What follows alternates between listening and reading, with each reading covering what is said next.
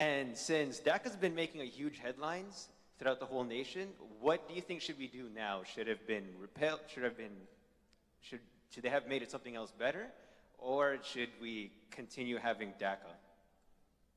I'm sorry, what was the DACA. Oh, DACA. Okay, so first of all, my position on immigration is I'm actually very libertarian on immigration, except for two factors. One is government payments that go to illegal immigrants, and the second is the cultural assimilation issue for people who come across the border illegally and aren't willing to assimilate into traditional American culture. Right, so these are two serious concerns. I'm not as concerned with the economics of illegal immigration in the sense that people who say we have to restrict our labor force in order to maintain a certain wage base, I don't think that's correct, because this is why you see companies that actually offshore and outsource, because they're looking for cheaper labor. It's always bewildering to me when conservatives say, well, we have to maintain a wage base by restricting the labor supply. Then why aren't you for raising the minimum wage? That does exactly the same thing. It restricts the labor supply and raises the wage base.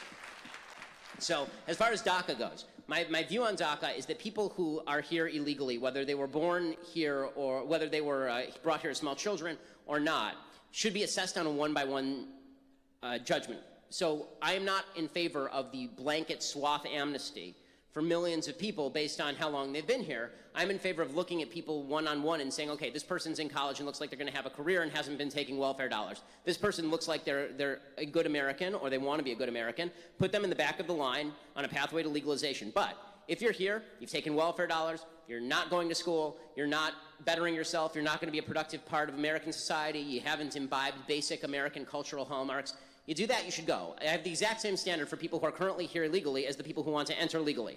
I have the same exact standard, except if you're here illegally, you go to the back of the line, you wait behind the people who came here legally.